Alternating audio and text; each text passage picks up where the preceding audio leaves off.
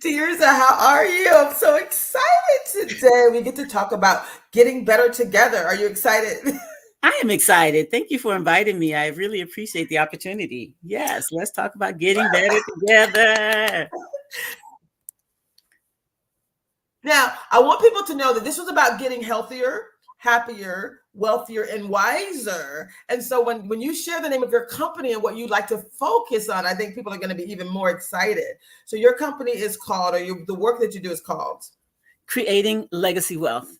I am a financial educator and I do it culturally based because, when you're talking about money and building wealth, everybody has a different language for it. And I found the way that it works, for our people and the way that we understand it. So we actually understand and should be creating legacy wealth. I love that. Creating legacy wealth. So it is a process. That's why we call this getting better together, getting healthier, getting happier, getting wealthier, and getting wiser. Now, Yeah. tell us a little bit. I think I loved you when you talked about your definition of wealth.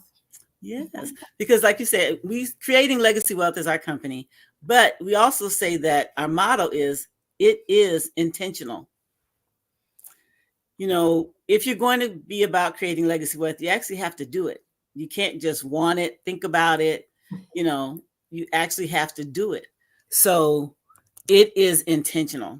And when we talk about wealth, first of all, people have to get their mind in a way that they understand, because we've been taught as a people that we're really not supposed to have wealth, that we don't know anybody that's wealthy, nobody in our family or neighborhoods, because of things that have happened to us, which we already know.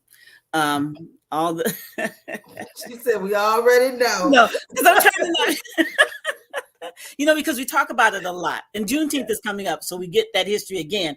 But we also, at the same time, I want people to start thinking about, yes, we know that happened, and yes, they be blocking. Even today, they still find ways to try to keep us from getting it. But if we can come together and educate one another, support one another, I like to say that we should work not in competition, but in collaboration. So when we collaborate together, there's nothing we can't do together. It's absolutely nothing. So my thing of wealth, I know a lot of people think about wealth. They think wealth is money, being rich, being rich. To me, I believe wealth and riches are two separate things. Wealth to me is having more than enough in every area of your life: friendships, spiritual, education, family, and money. But it's all of that encompassed together, more than enough. And you have to decide what is enough for you. 5,000 a month may be enough for somebody. That's all they need. They don't need a lot of stuff. They're content 5,000 a month having a house or just living in an apartment. Other people may say, I need 10,000 a month. Or you get those people daily saying, I got to be a millionaire or better. So I'm a billionaire in training, just in case you were asking, wondering. Yes, ma'am. I love it. Creating legacy wealth. That's part of what you do. And I met you numerous times. Like you and I've Yes. connected numerous times, and it's been one of those things where it's like we have to do this thing. Like we have to stay connected. So we met Yes. yesterday, and I was like, okay, let's do this. Like this timing is too perfect. Every time we Yes. speak, your language is perfectly aligned with the work that we're doing. And so people who know me know that I'm very intentional. I'm gonna show up, but I'm also organic. I let the universe create a space, right? When someone says something and it's aligned with what they're doing, that's called integrity. And the language is very important, right? It is about being intentional. So I just want to say thank you, first of all. Yes. And so you and your daughter are going to be joining us tomorrow at 6 p.m. for the Getting Better Together Empowerment Series, right? You're going to join us at Martin Luther King Jr. Memorial Baptist Church. And Yes. the fact that it's a mother-daughter duo that's doing Yes. this type of work in community, how proud of you? And what do you want to share about the importance of that? Ooh, girl. Well, that's the whole thing, creating legacy wealth. Other people say creating generational wealth. Other people say, creating an inheritance for your children and your families. All of it means creating legacy wealth and passing it down, succession. And that's not a lot of what we've actually done for whatever reason. But I really want people to understand to do better and to do more, because some of those same people that we buy products from, those are families. Kellogg's, just who else? Off the top of my head, I'm not thinking real, but there's so many companies that they're an actual company. It's not a mom and pop thing. Right. There's a legacy of their children's children. Well, you know, we know the first one is like the Rockefellers that everybody thinks about, and the Fords and all of those. Those are legacy, generations of wealth, the Kennedys that they have passed down to their families. And we should be naming our own. We should be in that list. I love it. And I also love how you talked about passing down not only the fiscal responsibilities, the fiscal opportunities, the fiscal wealth, right? Being financially wealthy, but we also talk about health as wealth, right? Like part of our wealth, part of these habits, mindset, I think is the most powerful gift that you can pass down to the next generation, that you can pass across to people that you show up with and walk on this earth with right now. How you show up is so powerful. When you're talking about health, because, you know, if you want to have wealth, but you definitely, it would be, I mean, it happens every day. But again, if we try to do our best with getting healthy and then having wealth and everything along with it, that is the best of all worlds, because you can be wealthy and don't have good health. But we want to be healthy and that mindset, because of the way that we used to eat. My family laughs at me. I eat totally different than my family. I'm from the South, from New Orleans, so you know we good stuff. You know how we do it down there. You know, New Orleans has some of the best food in the world. I promise you, go try it. But so we cook, you know, soul food, original. But I cook my stuff differently. I make gumbo, yes, but my gumbo is not the way my mom and them used to make it, with all the oil sitting at the top. You know, that ain't when we make our roux. I make my roux a little bit different, but my gumbo is still good. You know, greens and stuff. You know how we did hogmaws, and I do. I'm not mad at people to still eat it, but the reality is, if you eat it every now and then, because I went like chitlins and all that kind of stuff, I no longer do those things. But there's other ways that we can do to be, if you want to be health conscious, you know. Now, if you slip every now and then, you know, God bless you. No big deal. No, you know, maybe be like, I only eat it when I go home around my grandparents or whatever, because that's what they cook. I'm respectful, you know. But to eat it every day on a regular basis, when we know what we know now, that on a regular basis, that stuff is just not good for us, period. I love it. I love it. And so let's go back to this concept of getting better together. Yes. Why is it critical that we do this work, getting better, getting healthier, getting happier, getting wealthier and wiser? Why is it so much more effective and so much more fun when we do it together? Well, I think the reality is that, you know, it's just, you know, it's like two are better than one. Two are better than one. So when one doesn't want to do it or is kind of having a lack or a bad day, you got the other one like, come on, let's make this happen, to cheer you on, to help you to the next level. And you're not doing it by yourself, so you feel like you can accomplish more, because you may not be looking at it, but your other person be like, yeah, this is what we did yesterday. This is what we did last week. We're actually doing better day by day. We're making it. I think it's always better together. I love it. So we had a list of questions that we started with this series. And the first question was, why is it better that we do this together? We also talked about this concept of both empowerment and healing. So when we have people show up, right, we're not saying that you're not healthy, wealthy, or wise. We're basically saying, how do we up level? How do we get to the next level? But sometimes people get stuck, right? And so we were asking the question about, why do people sometimes get stuck in old habits and limiting beliefs? Again, I believe it's mindset. We were taught a lot of things, you know, during different generations. Those things might have applied for those people in that generation, but that's what they knew to teach you, only what they knew. Some of the young people I know feel that my generation and the generations above us, they give us respect for having been here and, you know, paved the way for a lot of things. But then they also say a lot of things that we didn't do. We created this and that, you know, but they have to understand we did what we could with what we have. And that's all you can do. Somebody told me a story one time about a lady that used to always cut her rib, like a roast, She cut the ends off and put it in the pan. And her husband was like, why you keep cutting these ends of all this meat you wasting? And she said, that's how my mama did it. So I just cut the ends off. And he's like, this makes no, come call your mama. Find out why she be cutting the ends off. And we don't think about it. My mama did it. That's how we did it. My grandmama did it. We just cut the ends off. That's what we do. But nobody asked why.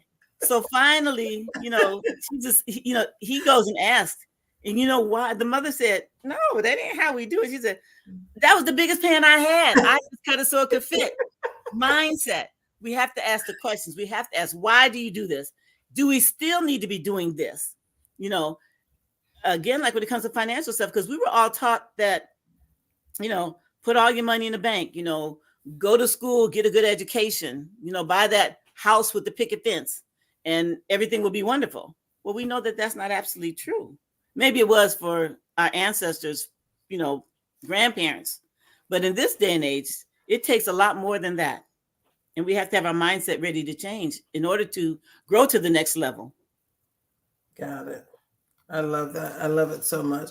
So two other questions from the prior conversation that we had. We were talking about this idea that if we believe, right, that we get stuck. Sometimes we have dreams and aspirations and expectations, but we really know that when you get stuck, the concept of having these limiting beliefs, things that will prevent us from achieving our goals,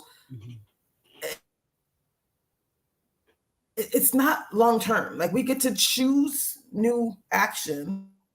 Yes. We get to take steps that will move us to the next level. Like, so getting better is actually possible based on new decisions. If decisions determine our destiny, then we can easily actually get to the next level. So let's talk a little bit about some of the steps that you've taken or that you would recommend for others to take if they're stuck, if they're like, hey, I don't know if I believe that that's for me. I don't know if I believe that wealth is for me, or I don't know if I believe whatever their goal is, if they can really achieve that. What are some of the steps that you would share with people about what they can do to get unstuck?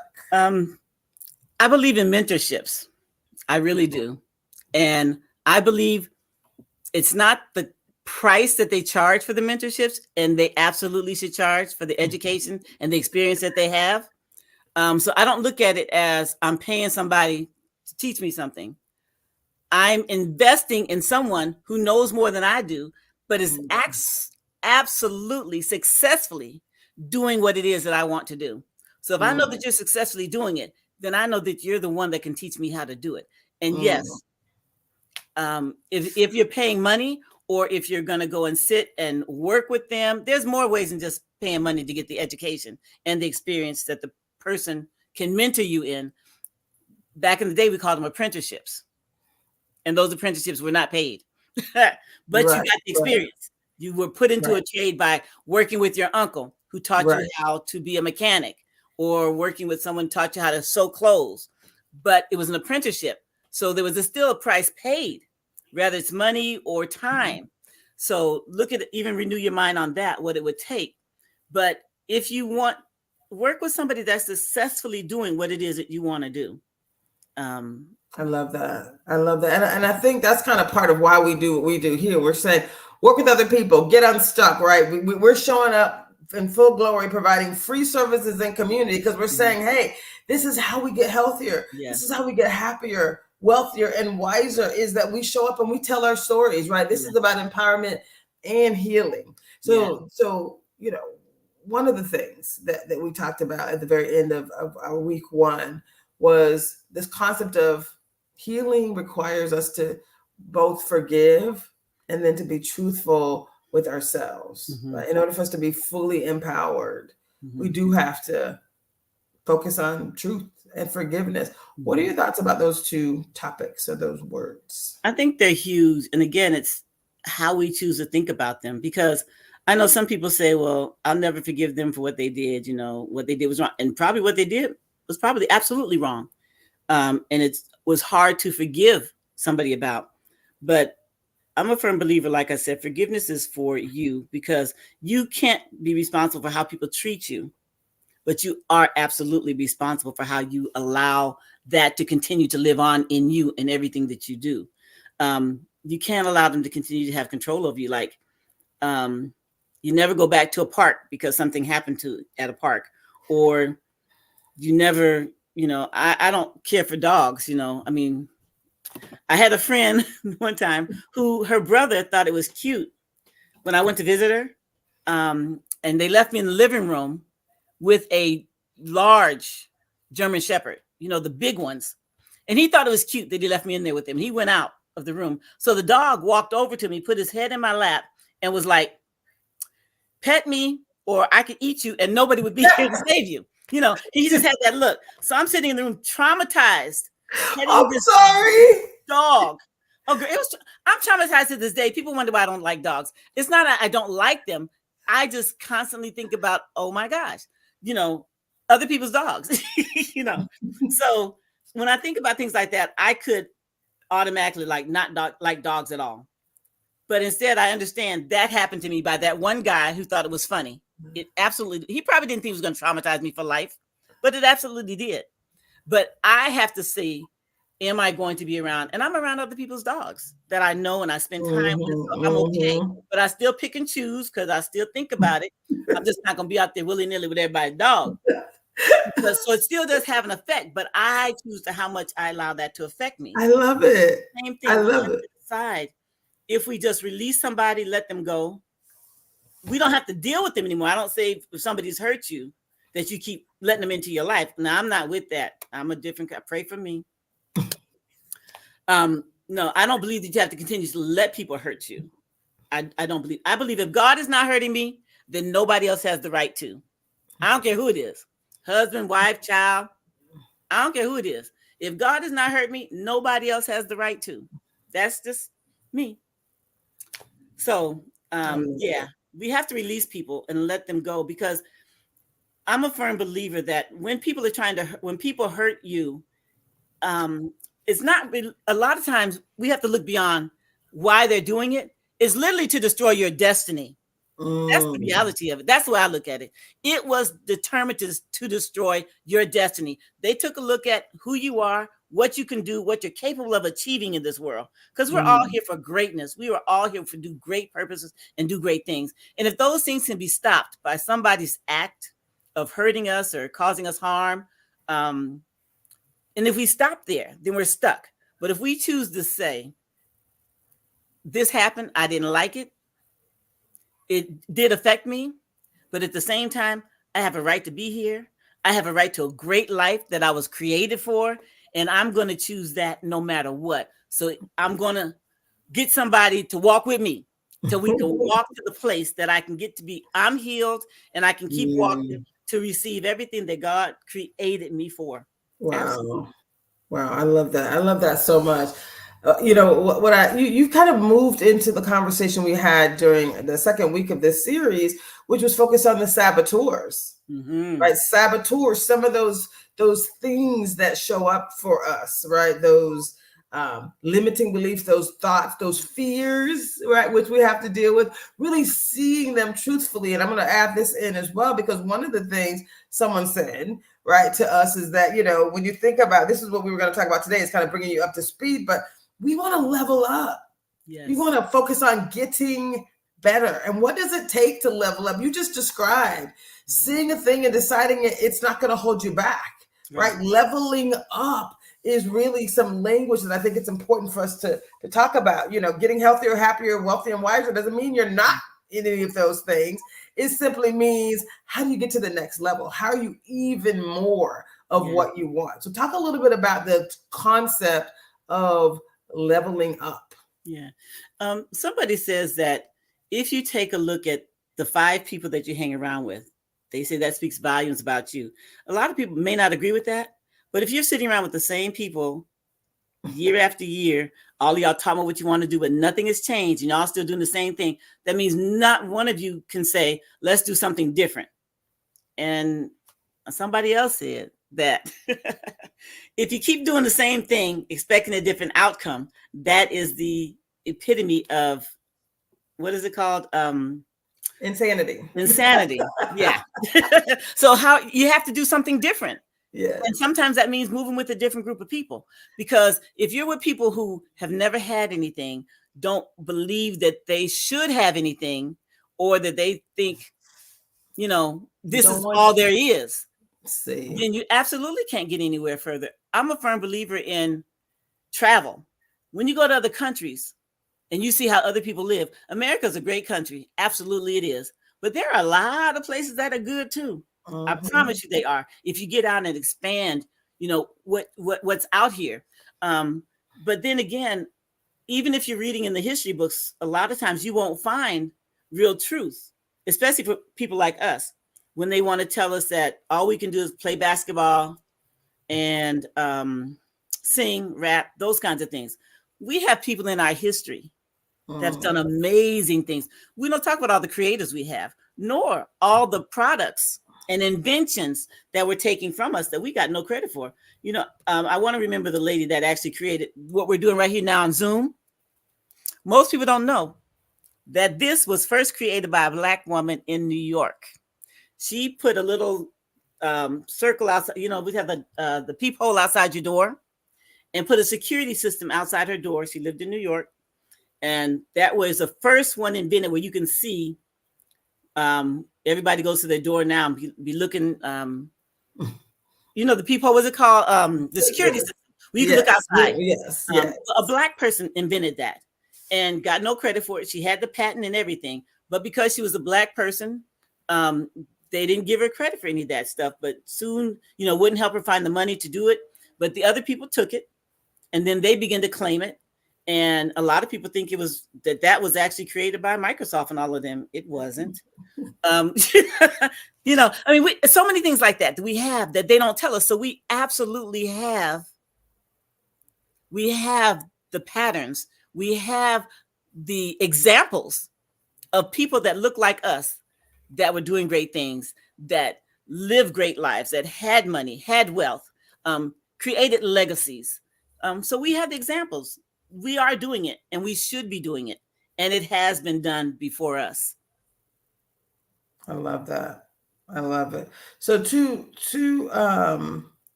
follow-up questions for you. My system is slow. I think I told you I'm in a space where it is okay. So we were talking about truth-telling. Yes. Truth-telling and this saboteur assessment, which you actually did today. And we talked about how important it is for us to show up differently. So I'm going to combine questions 2 and 3. Why is truth-telling so important, an important part of us getting unstuck? And then using tools like the saboteur assessment to help us to see ourselves, to see how we truly show up. Why is that important? Again, it's a free tool. We'll make sure people have the link here momentarily. You can go to positiveintelligence.com, go to halfway down the page and click on, discover, explore your saboteurs. So it's just a tool. It's one of many, right? There's all kinds. It's not the only thing that's out there, but it's one of the ones I love because it does allow us to see how we might be, what might be preventing us from having maximum performance, maximum relationships. So the health, the happy, the wealth, and the being wise. Oftentimes we're holding ourselves back. So talk a little bit about why it's so important that we tell the truth and see ourselves differently, including things like identifying our saboteurs and how we can move past those. I have taken similar tests like that a lot, and I had fun taking this one. It was really comical to me, some of the questions that it asked, as now as a fully more grown adult. Because when you take them younger, I think we spend a lot of time in our youth concerned about what people think about us, concerned about what people say about us. And so we spend a lot of time rearranging ourselves and not speaking truth to us. The person that you look in the mirror, that you don't speak truth to that person because you let everybody else tell that person what you are, who you what you look like, what you appear like. And again, a lot of that is if you can not have a clear image of yourself, then you don't know who you are, and you can't show up for yourself. You can't show up for yourself. And again, that's purposeful at times. So you have to be able to look in the mirror and know who you are and be proud of who you are and stand flat-footed and be like, this is who I am. Some of the stuff on the test, when it was asking questions like, truly agree or truly disagree, strongly agree or strongly disagree, that some people say, or that you're perceived as a controller or this, that, and the other. And I laugh because people have said that. When I was younger, it might have hurt my feelings. Now, somebody got to be in control. She's like, why not me? If you doing it. So I had to put myself, I said, let me think about it. I said, so I put myself in there. There's a strongly agree, strongly disagree, or neutral. And then there's 2 dots on the other side. So I put mine on the dot, not strongly agree, but the dot in the middle of that. Because so you agree. It's a matter of perception. Yeah, because at the same time, somebody has to be in charge. And I'm not going to sit in the room with people, no one's being in charge. And I'll be like, okay, I'm going to sit back here too. No. So you can look at that as a good thing or a bad thing. I've had people say, one of the things was that intimidate people. And y'all pray for me. Yeah. I don't intentionally intimidate people, but I am who I am. I don't do it on purpose. But for me, I feel that and I've had people tell me, well, I'm going to use an example. My daughter's teacher, when she was younger, she told me, because she wanted my daughter to come to school with a calculator in kindergarten or first grade. She wanted me to send a calculator for my daughter to do math. And I told her no. And she was trying to make me understand that she was my daughter's teacher. And I said, no, I'm my daughter's teacher. You are assisting me to educate my child. And she was like, basically, she said, well, I feel so intimidated. Not my problem. I'm sorry. The reality was, it's not my problem. But I felt like if that's how you feel, that's on you. But the reality is, I'm not going to send my daughter to school with a calculator. If she can't use her 10 fingers and 10 toes, I'm sorry. And I did not send my daughter with a calculator. And that girl is brilliant in math. You've met her. I'm very proud of her. She's brilliant in math. So no, we have to stand up for what we know, what we see. I saw my child back then. I knew who she was. She was smarter than me. If y'all have met my daughter, she said, y'all think dealing with me is like, oh my gosh. No, meet my daughter. She is, but she's absolutely brilliant. And I love her mind. But if I would have allowed people to destroy it, if I didn't see her, I don't know what she would be right now. But I had to, so you have to take those tests. Someone saying you're intimidating, someone saying you're controlling, someone saying that you're just being scared of everything, or anxiety, whatever terms that they want to put, you have to try to take them with a grain of salt. What do they mean in every given situation? They're different. So if you take it as this is it, and you take controlling in a certain way, you may never go to another group again, or you may sit in the back of the room and never say nothing. And people are waiting for somebody like you to show up. So I just kind of take it with a grain of salt. My heart is always meant for good. And I've often told people that when I'm in those situations, they feel like I'm controlling or taking over, whatever. I tell them, once you get to know me, you'll love me. And friends, because they realize she ain't that bad. But it took time to get to know me. Yeah. I love it. I love me. Absolutely, I do. I love it. It looks like I have a little bit of a delay in my signal here. So I'm going to see what happens. I have one more question for you, okay, and then we're gonna reconnect tomorrow. So as I bring up the last question was really this concept of when you can have some information about a thing, but we know that information is not the same as activation. Yes. So what do you share with your daughter or others when it comes to turning information into activation, actually moving from an idea of what you want to actually creating that in your life? A lot of times the same thing. We've heard people say, knowledge is power. It's actually not. Again, mindset. You can have all the knowledge you want, but if you don't activate it and act on it, it is powerless to you. So you have to be able to not just gather information, but use it, put it to use, share it, tell somebody something. When you learn something, share it with somebody else. If you know someone doesn't, and share it in many different ways, because some people don't take it just talking to them. You need to, like somebody today, I'm not that good. And let me say it. I said it earlier. I'm not that good tech savvy. And I was corrected. And they said, no, you are. And they walked me through something that I have been waiting for literally quite a long time. And I'll be honest, because I didn't think I could do it. That's not my thing. And when that person walked me in, I saw how easy it was. Point, click, read the y'all gonna hear from me a whole lot now. Y'all might get sick of me on this Zoom kind of thing. Yeah. So I didn't know how to use it. But now, so what Tirzah said while I was showing her this StreamYard, because her daughter has a podcast, and I was showing her how easy it was, and she said, "Well, I'm really not tech savvy." I'm like, "You just created your own StreamYard account. You just added 2 of your destinations. You just did whatever. You're not allowed to say that you're not tech savvy." Like, we so often use language that limit us, that label us, that create blocks to the success that we have, that we already own. And that's really what a limiting belief is. A limiting belief is really when we believe something or we say something and we don't even know that it's actually the thing that's holding us back. When you say, "I'm really not tech savvy," yes, you are. You just did A, B, and C. So when I talk about, creating the life of your dreams or living powerfully, right? We talked about the getting unstuck. It's really decisions that determine our destiny. So if you decide, I am tech savvy and I learn new stuff every day, I am right. You say those things, you believe it, and you prove it out.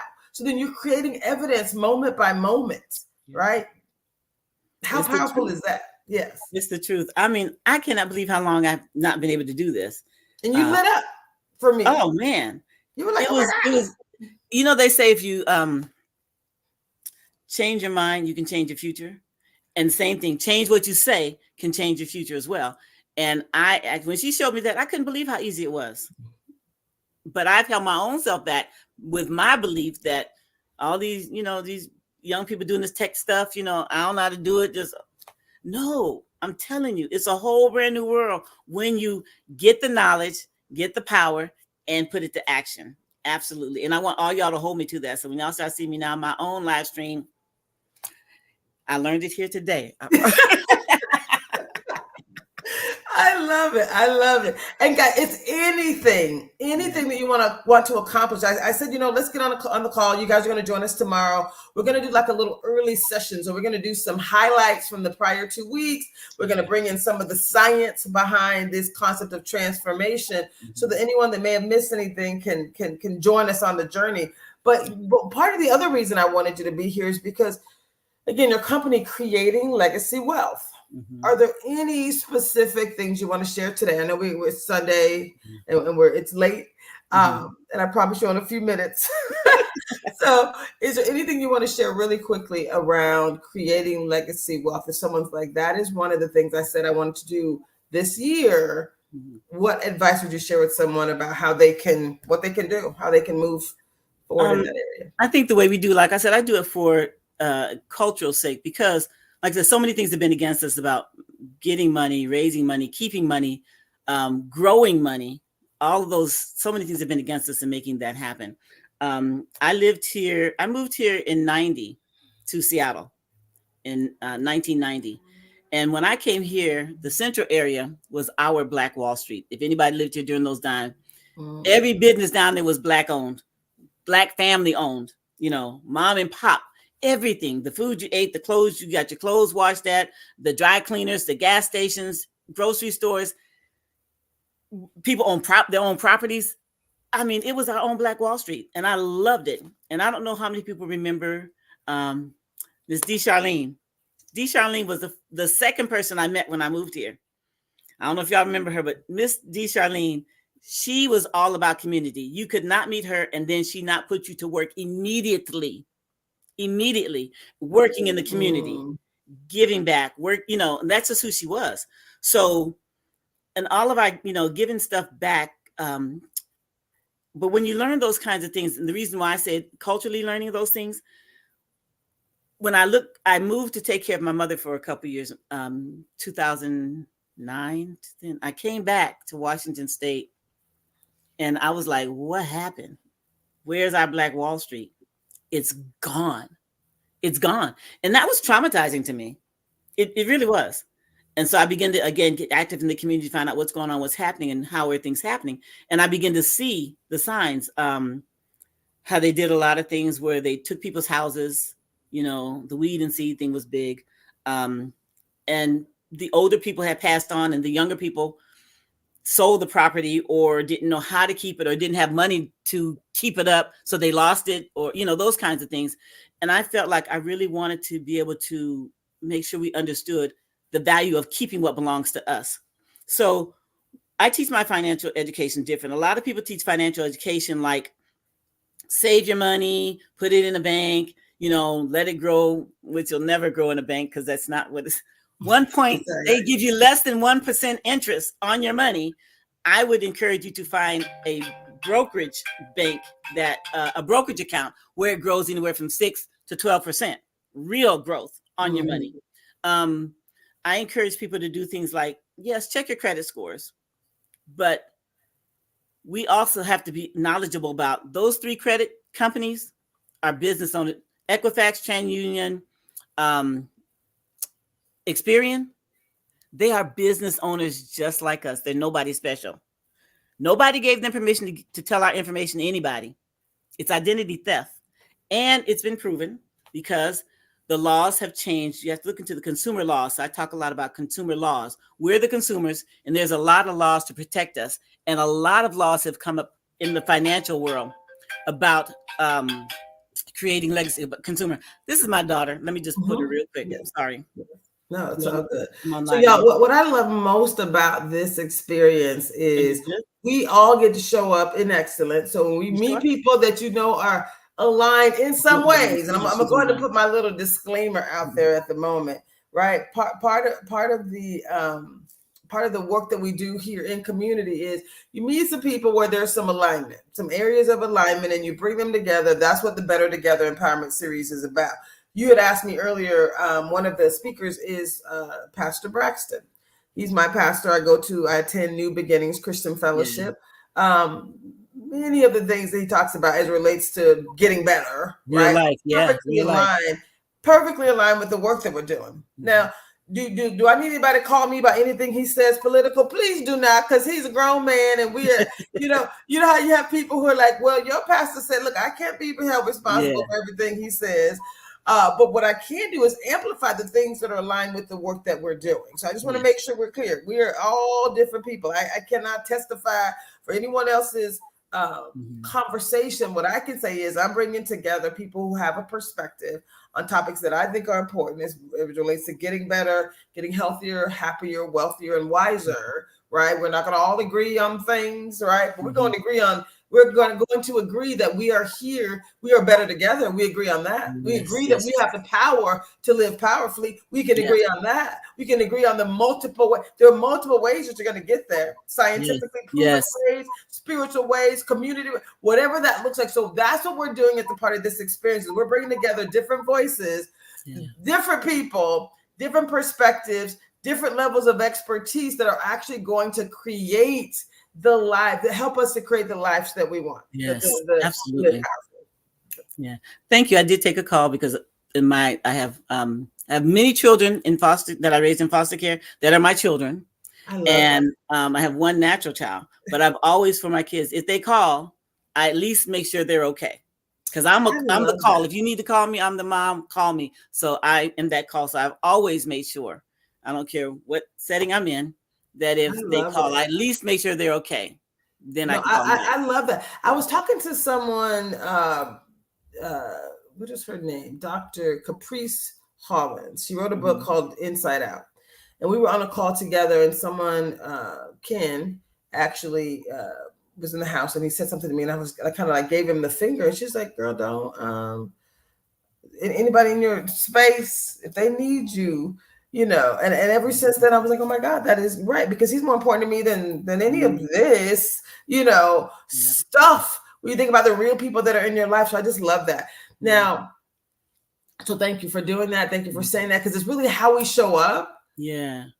It matters. I appreciate that. It's not just what we say, it's what we do that matters. So when we show love to the people that we love, that's saying this is what living powerfully looks like. So thank you for saying that. And doing when we do our creating legacy with, my whole thing is take us from the cradle to the grave.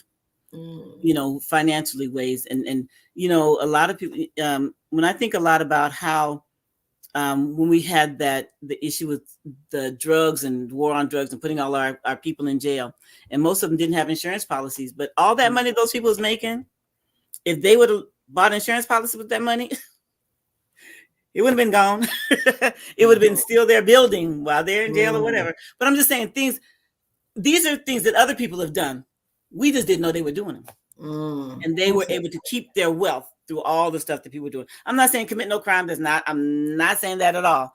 I'm just saying that if we knew how to build wealth using those things, insurance policies and things like that, I went to school with friends that when they were in school, graduation time, they all got brand new cars or birthdays, brand new car for your birthday, graduation. You got a trip. You hear the people, I'm going to tour Europe.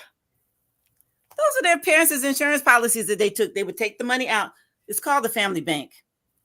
They would have that money there, take it out, go spend a year off their gap year in Europe, and we're all trying to work at McDonald's somewhere, trying to get some money, because no one told us those things. Right. They get their infants being born. That baby has a policy before it even takes its first breath. This is the kind of stuff that I've learned that I want to share. That no one taught us that. No one taught us that to create wealth. It's not like you gotta, but then again, how you invest. We have people, there was a lady who was, she cleaned houses. She cleaned houses, a Black woman. She never had any children. She never married, but she loved education. She never went to college because she couldn't afford it. But as a cleaning lady, she invested her money. So in her will, when she passed away, she left millions of dollars to colleges so people could get scholarships. Wow. This woman, she was making below minimum wage cleaning houses. So there's ways, no matter what your monthly income is, that we can show you how to create wealth. So that should not be a barrier. Like I said, if you don't know it and you think, oh, that's a barrier because I only make $15 an hour. Right. No, people can create wealth streams from that. We can show you. And I believe in businesses.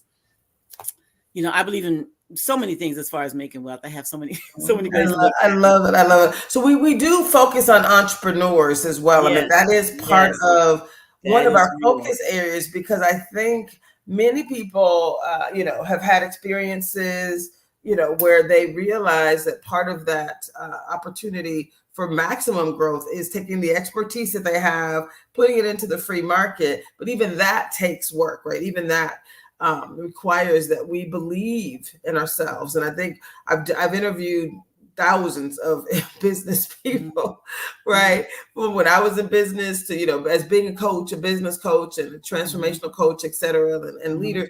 But entrepreneurs often say that what they want more than anything else is this power to truly not only find the balance, but like create a space where they're doing more good for themselves and for those around them. And that does require the investment in self. It does require that we minimize our saboteurs and we increase our abilities to show up in excellence. And those skills aren't necessarily taught as a part of a regular curriculum, right? I also taught, with SCORE, I taught, the business plan. I taught advanced business statistics in colleges here in Seattle. So I got all the things I know. But the thing that I found to be most powerful, most productive for entrepreneurs is like, how are you showing up? How are you feeling, right, about yourself? How are the relationships around you? Because you get into entrepreneurship for freedom. You get into entrepreneurship for control, for wealth building, for all the things. And it's like, so you can get sometimes stuck, right, in not being able to reap all of the benefits of being a business owner if you haven't done the work on yourself or the work that requires you.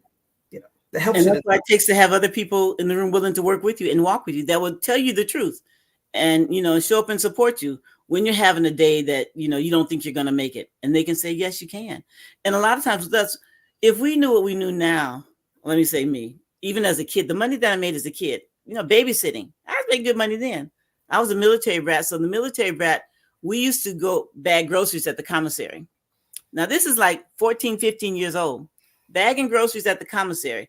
And when you bag the groceries, especially like the 1st and the 15th on paydays, then people give you some big money. As a kid, 13, 14, seriously, 13, 14, every month, I could make every 2 weeks or 3 weeks. I was making about $1,000 because on paydays you can make $300 or $400 in those 3 days bagging people's groceries after school.